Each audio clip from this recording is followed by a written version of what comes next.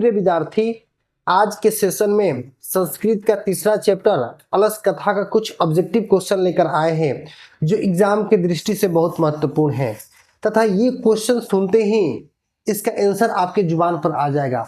बहुत आसान इसका ऑब्जेक्टिव क्वेश्चन है। तो चलिए आते हैं, देखते हैं। पहला क्वेश्चन है क्या, वीरेश्वर कौन था? तो वीरेश्वर मिथिला का मंत्री था। कहाँ का मंत्री था बाबू? मिथिला का मंत्री था। वीरेश्वर मिथिला मंत्री आसित मिथिला का मंत्री था। नेक्स्ट अब देखेंगे, नेक्स्ट है अलसशाला में आग क्यों लगाई गई? अलसशाला में आग क्यों लगाई गई? तो अलसशाला में आग लगाया गया आलसियों की परीक्षा करने के लिए। आलसियों की परीक्षा करने के लिए कि इसमें कौन ओरिजिनल आलसी है और कौन धूर्त आलसी है, इसी के पहचान करने के लिए अलसशाला में आग लगाई गई। अब नेक्स्ट देखेंगे, नेक्स्ट है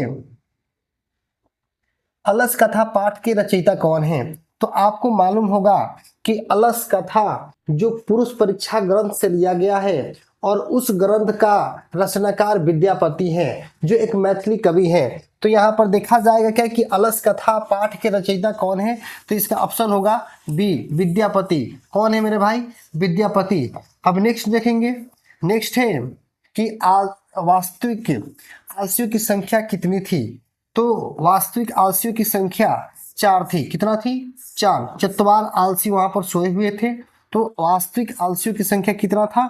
4 था। अब नेक्स्ट देखेंगे, नेक्स्ट है कि अलसशाला में आग लगाने पर भी कितने लोग नहीं भागे? अलसशाला में आग लगाने पर भी कितने लोग नहीं भागे? तो जब अलसशाला में आग लगाया गया तो जितना धूर्त आलसी थे सभी पलायन कर गए, सभी भाग गए, लेकिन 4 जो ओरिजिनल आलसी थे वही वहां पर सोए हुए थे। तो अलसशाला में आग लगाने पर भी कितने लोग नहीं भागे? तो ये ऑप्शन होगा सी। क्या होगा? सी होगा। 4 इसमें से आलसी नहीं भागे थे। नेक्स्ट अब देखेंगे, नेक्स्ट है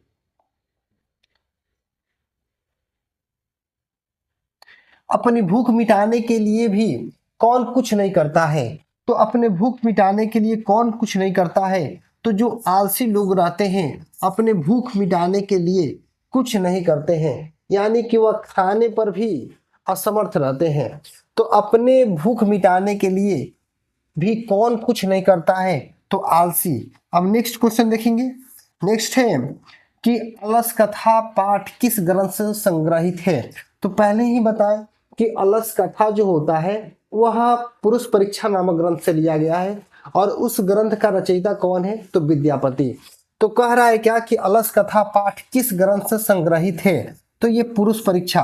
कौन सा बाबू? पुरुष परीक्षा। पुरुष परीक्षा नामक ग्रंथ से अलस कथा को संग्रहित किया गया है, यानी लिया गया है। नेक्स्ट ऑब्जेक्टिव है कि घर में लगी आग को देखकर कौन लोग पलायमान हो गए? यानी कि घर में जब आग लगाया गया, अलसशाला में आग लगाया गया, तो कौन व्यक्ति थे जो पलायन कर गए, भाग गए? यानी कि जितने भी धूर्त आलसी थे जो भेष बदल के आकर मुफ्त में भोजन ग्रहण कर रहे थे तो वह सबसे पहले भागे। तो अलसशाला में लगी आग को देखकर कौन लोग पलायन हो गए? तो आलसी लोग, सॉरी धूर्त आलसी लोग। कौन? धूर्त आलसी लोग। जितना भी धूर्त आलसी थे, इसका ऑप्शन डी होगा। जितना भी धूर्त आलसी थे वह सभी अलसशाला में आग लगते ही देखकर सबसे पहले पलायन कर गए। नेक्स्ट है कि चारों आलसियों को कैसे बाहर किया गया? चारों आलसियों को कैसे बाहर किया गया? तो चारों आलसी को केस पकड़ के, यानी कि बाल पकड़ के उसको खींचकर उसको बाहर किया गया। जब तनियोगी पुरुषों ने ये देखा कि अगर जितने भी उसका अलसशाला का लकड़ी जल रहा है अगर उनके शरीर पर गिर जाएगा तो शायद मृत्यु हो जाने पर पाप लगेगा, इसलिए उसका बाल पकड़ के उनको बाहर कर दिया गया। नेक्स्ट है अलस कथा अंतर्गत मिथिला में मंत्री कौन है? यानी कि अलस कथा जो है इसमें मिथिला का मंत्री किसको बताया गया है? तो अलस कथा में मिथिला का मंत्री वीरेश्वर को बताया गया। किसको? वीरेश्वर को। विद्यापति के द्वारा लिखा गया है अलस कथा। तथा उसने मिथिला के मंत्री वीरेश्वर को बताए हैं, जो दयावान और दानशील व्यक्ति है। नेक्स्ट है, बनावटी आलस्य दिखाकर कौन भोजन ग्रहण करते थे? यानी कि बनावटी आलसी दिखाकर कौन भोजन करते थे? जितना उसमें धूर्त आलसी आए हुए थे वो सभी बनावटी आलसी बनकर भोजन ग्रहण करते थे। तो इसमें इसका ऑप्शन होगा बी, धूर्त। क्या होगा? धूर्त, बी ऑप्शन होगा इसका। नेक्स्ट देखेंगे, नेक्स्ट है कि स्थिति शौकर मुलाही के न धमांति जानतो, माने अपने जातियों को सुख देखकर कौन जाति है कि जो नहीं दौड़ता है? यानी कि अपने जातियों को सुख देकर कौन नहीं दौड़ता है, यह उक्ति किस पाठ से संकलित है? ये तो आलस कथा आपको क्वेश्चन का जो प्रैक्टिस कराया जा रहा है वो आलस कथा है। तो इसमें का ऑप्शन जो देखा जाए तो ए होगा। क्या होगा? ए, आलस कथा से संग्रहित किया गया है, लिया गया है। नेक्स्ट है, अर्पित विग्रह द्रव्य का भक्षण कौन कर रहे थे? ये जो होता है कि मिस्टेक सी ऑब्जेक्टिव इसमें आ गया है। ये जो आपको जब दयानंद सरस्वती के बारे में, उनकी जीवनी के बारे में बताया जाएगा तो उसमें बताया जाएगा कि जो मूर्ति पर प्रसाद को चढ़ाया जाता है तो जो मूसका बार बार आता था, चूहा बार बार आकर उसको जूठा कर दे रहा था, उसको खा जा रहा था। तो ये जो होता है कि इसका होगा कि अर्पित विग्रह द्रव्य का भक्षण कौन कर रहे थे? तो इसका होगा मुस्का, बी होगा मुस्का। ये दयानंद सरस्वती का जब जीवनी बताया जाएगा तो उसी में इस ऑब्जेक्टिव को मिलेगा। अब नेक्स्ट देखेंगे, नेक्स्ट है कि सबसे बड़ा शत्रु कौन है? तो बाबू अगर कोई सबसे बड़ा शत्रु है तो इंसान का सबसे बड़ा शत्रु है आलसी। यानी कि जो व्यक्ति आलसी है तो अब समझ जाओ कि सबसे बड़ा शत्रु है। तो इंसान का सबसे बड़ा शत्रु जो देखा जाए आलस्य है। क्या है? आलस्य। नेक्स्ट है, नीतिकारा आलस को क्या मानते हैं? जो नीतिकार व्यक्ति होते हैं वह आलस को क्या मानते हैं? तो वह आलस को शत्रु मानते हैं। क्या मानते हैं? शत्रु मानते हैं। अब नेक्स्ट देखेंगे, वीरेश्वर कौन था? तो आपको इसके पहले ही बताया गया था कि वीरेश्वर मिथिला का मंत्री था, लेकिन ये पूछ रहा है कि वीरेश्वर कैसा मंत्री था? यानी कि वह एक दानशील मंत्री था। ये संसार में जो दयावान और दानशील होंगे वही आलसियों को मुफ्त में भोजन और वस्त्र देंगे। तो इसमें पूछ रहा है क्या कि वीरेश्वर कैसा मंत्री था? तो वीरेश्वर दानशील मंत्री था। अब नेक्स्ट देखेंगे, नेक्स्ट है कि पतिरेव गति बलनाम जननी गति रिक्त स्थान में कौन पद होगा? यानी कि कह रहा है क्या कि पतिरेव गति रिक्त स्थान यहाँ पर है बाबू, और बलनाम जननी गति रिक्त स्थान में कौन सा पद होगा? तो इसका होगा कि जिस तरह स्त्री का गति उसका पति होता है उसी तरह बालकों का गति उनके जननी होती है, यानी कि माँ होती है, माता होती है। तो वही कर रहे पतिरेहु गति रिक्त स्थान बलनाम जननी गति। तो इसमें रिक्त स्थान में इसका ऑप्शन सी होगा स्त्री नाम। कौन होगा? स्त्रियों का गति कौन होता है? तो उनका पति होता है। नेक्स्ट को देखेंगे, नेक्स्ट है कोअपि तथा धार्मिको नास्ति किसने कहा कि कटे आसमान प्रवड़ोति? ये किसने कहा था बाबू कि कोई भी धार्मिक नहीं है कि जो जल से भिगोकर चटाई को हमको ढक दे, चटाई से हमको ढक दे। ये किसने कहा था? तो जो तीसरा आलसी था वही तीसरा आलसी के द्वारा ये उक्ति बोला गया था, ये वाक्य बोला गया था। तो इसका ऑप्शन सी होगा। नेक्स्ट देखेंगे, नेक्स्ट है कि अलसाला में आग किसने लगाई? तो अलसाला में आग किसने लगाई? तो अलसाला के कर्मचारियों ने लगाई। किसने लगाई? अलसाला में आग अलसाला के कर्मचारियों ने लगाई। तो ये ऑप्शन होगा सी। नेक्स्ट देखेंगे, नेक्स्ट है कि अलस कथा पाठ में अहो कथ्यम कलोहला किसकी युक्ति है? अहो यानी कि है, ये कैसा हल्ला गुली हो रहा है, ये किसने बोला था? तो जो पहला आलसी है यही बोला था। जब अलसाला में आग लगाया गया था उस समय बहुत जोर से कलोहल हो रहा था, हल्ला गुली हो रहा था। तो पहला आलसी ने बोला अहो तथ्यम कलोहला, हे ये कैसा हल्ला गुली हो रहा है। तो इसका ऑप्शन ए होगा। नेक्स्ट ऑब्जेक्टिव देखेंगे। नेक्स्ट है अलसाला में आग कब लगाई गई, यानी कि अलसाला में कब आग लगाई गई। तो कह रहा है रात में, दिन में, जब सब सोए रहे थे, जब सब भोजन कर रहे थे, यानी कि जब पूरे आलसी अलसाला में जाकर सोए हुए थे उसी समय जाकर वहां आग लगा दिया गया। नेक्स्ट है मैथिली भाषा के कवि कौन है। सबसे आसान है बाबू कि अलसाला जो पाठ है ये पुरुष परीक्षा नामक ग्रंथ से लिया गया है और इस ग्रंथ का रचयिता विद्यापति हैं, एक प्रसिद्ध मैथिली कवि भी है। तो कह रहा है क्या कि मैथिली भाषा के कवि कौन हैं। तो मैथिली भाषा के कवि जो होते हैं विद्यापति हैं। इसका ऑप्शन जो होता है कि बी होगा। क्या होगा? बी। अब नेक्स्ट देखेंगे। नेक्स्ट है कि वीरेश्वर कहाँ के मंत्री थे। सबसे आसान है, कई बार बता चुके कि वीरेश्वर कहाँ के